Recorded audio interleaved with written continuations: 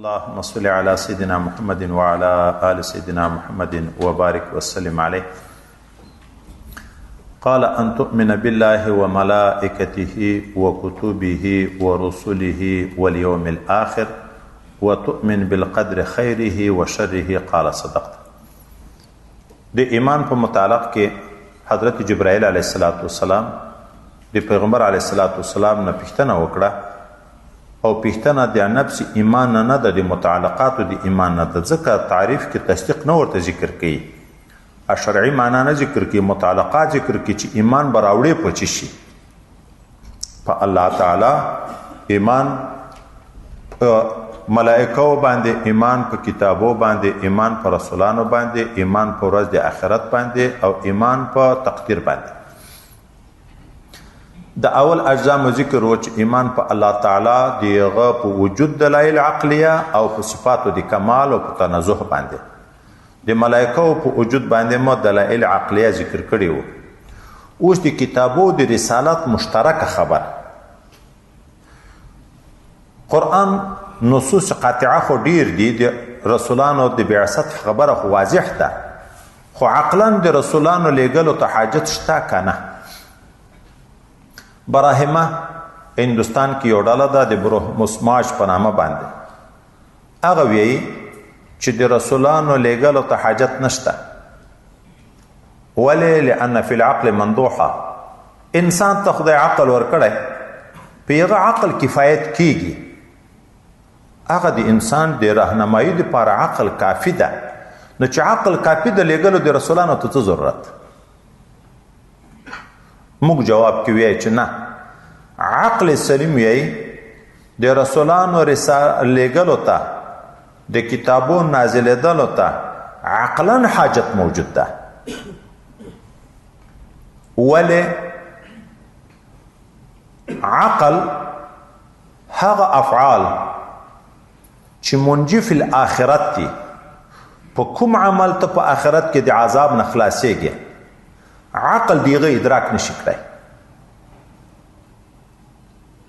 لکه عقل د موږ په وجود کې موجود ده، خو د خپلو مرضو جسمانی او علاج په خپله نشو کړی، نه تشخیص کړی شو خپله، نه دوا تجویز کوی شو په خپله. نو لکه څنګه چې انسان ظاهري جسمانی مرضو د وجې نه محتاج د طبیب ته، عقلا دغه انسانان بعثت رسول ته د روحاني مرضو د علاج لپاره دغه محتاج دي. لکه د جسمانی مرض علاج په خپل نشو کړی، په خپل عقل د روحاني مرضو خپلو هغه څه چې په کوم چې شي د موږ تباهي راځي او په کوم چې شي د موږ تشخیص کیږي، تجویز د علاج کیږي، چې په کوم بیا موږ نجات پیدا کوو، دا عقل په خپل نشي کړی. لکه الته چې بل معالج ته ورځو، هغه موږ ته د موږ د مرض تشخیص هم کوي، د موږ د مرض علاج هم کوي.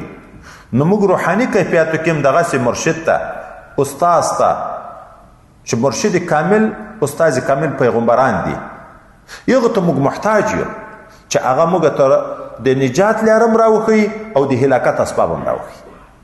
یو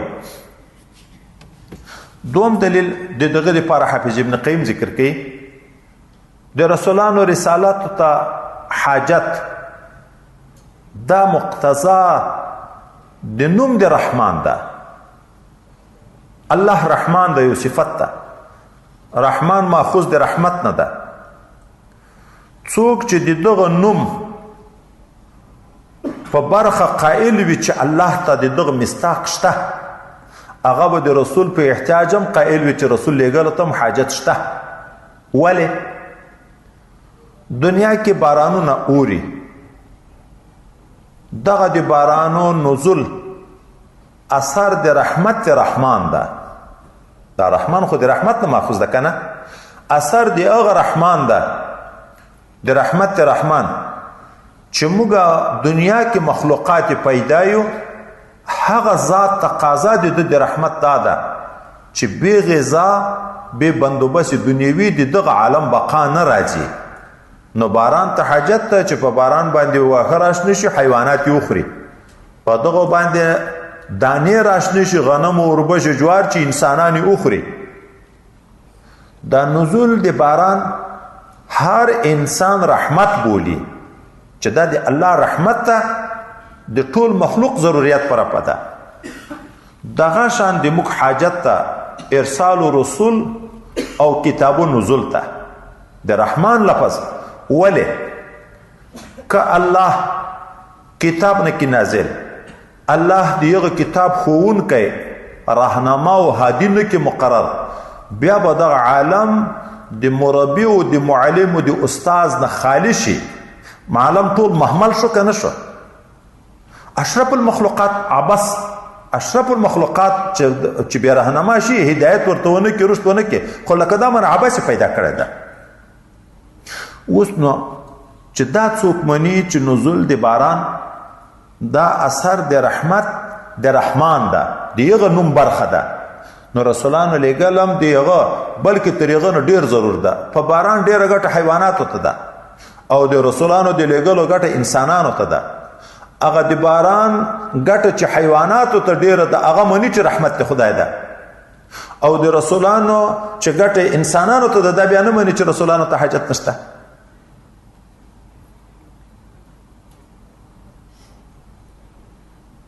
عقلا رسول لګل ته حاجت شته یا به الفاظ دیگر.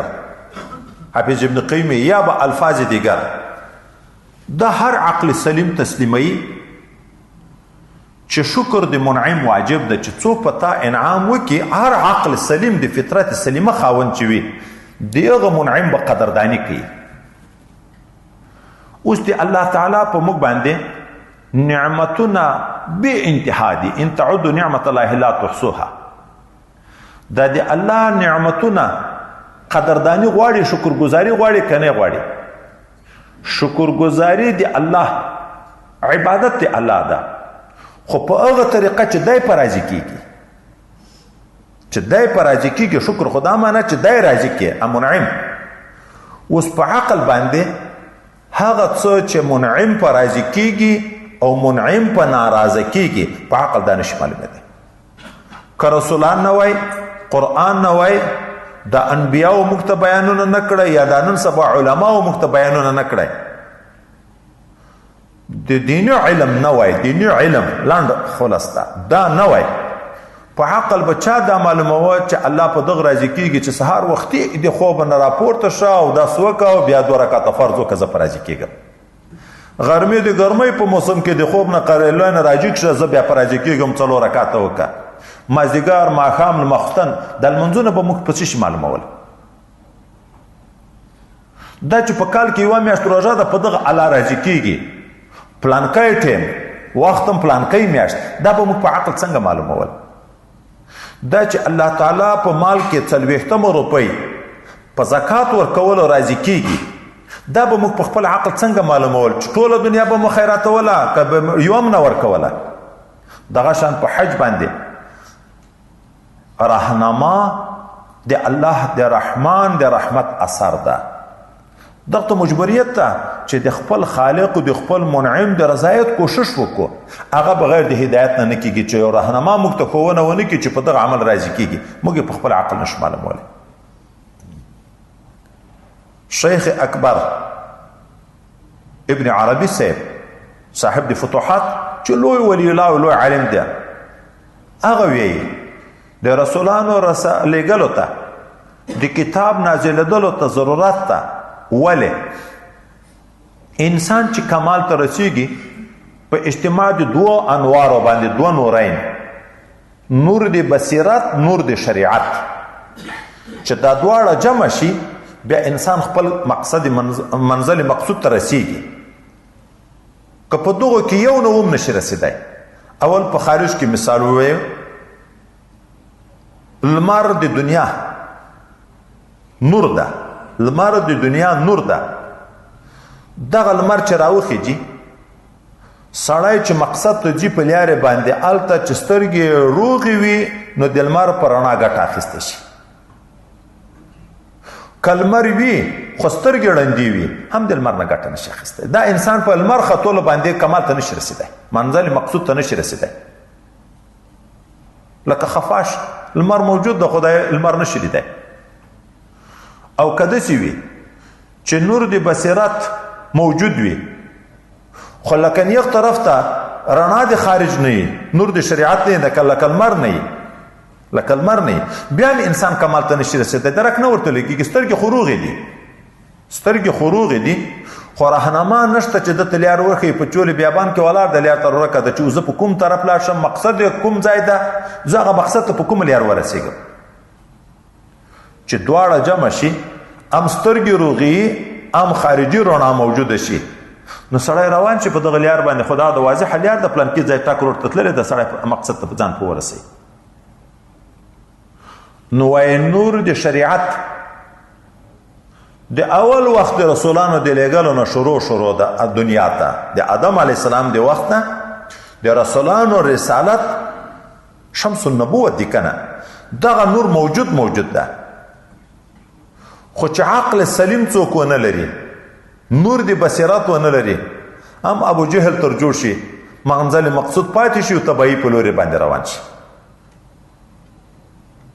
اوس کسترګې وای خو چې لمر نه وای موږ نه لیده نو عقل چې د عقل راهنما نه وي خو هوښیار سړی به وي خو چې لارې درک نشته ورته په پردي وطن ته لاړ شي پوښتنه به د یو چا نه کوي چې پلانکای دوکان چیرې ده پلانکای مارکیټ چیرې ده پلانکي ظریف کور پلانکای روډ چیرې ده چې بل څوک راهنمایي ونه کړي دی په خپل عقل باندې پروفیسر هم لار نشي پیدا کولی بل څوک هم نشي پیدا کولی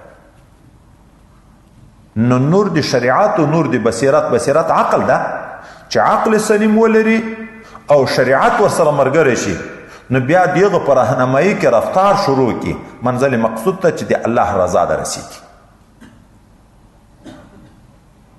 نو درېګل د رسولانو د عقلي تقاضا ده عقل دا وي چې موږ ته راهنما ته ضرورت ده کنه وای موږ منزل مقصود ته نشي رسیدای موږ ته شریعت رڼا ته قرآن ته ضرورت ده دا هغه د هدایت کتابچه ده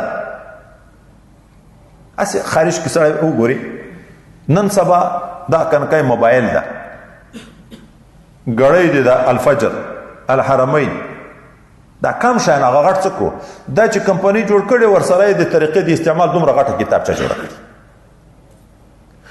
کداغه کتابچه او هغه شی دواړه سره سره مقایسه کوي او په یغه دستور چې د دایوي غړی نه دومره پیدا اخیسته کیږي یو غړی ده د لاس غړی ده د قبله سیمټم درته معلومیږي د زوال او نه زوال د سپید د چاو د نسبت د چاو دا طرفونه هم درته معلومیږي هر څه په دایو غړی کې دي هر څه په دایو موبایل کې دي خو چې راهنمایي نه دی بل نزد کړ نه استادي او شاګردي نه پکې دغه د کمال شبه د تا په جوب کې پروت خو د اړ پیدا نه محرومي موږ دا سفر کې کله دغه کې د منځو وخت را باندې راشي چې اوس قبله په کوم طرف ته د څه هغه سړی ته درک نه لګيږي دا مرګري موبایل راواخلې د څه په موبایل کې سم د قبيله معلوم کی نو به هر تقدیر موږ ضرورت لرو شریعت ته رسولانو لګل ته ضرورت لرو نو په دغه عقلان فیصله کوي چې موږ محتاج یو ایمان براوړې په کتابو دی الله او په رسولانو دی الله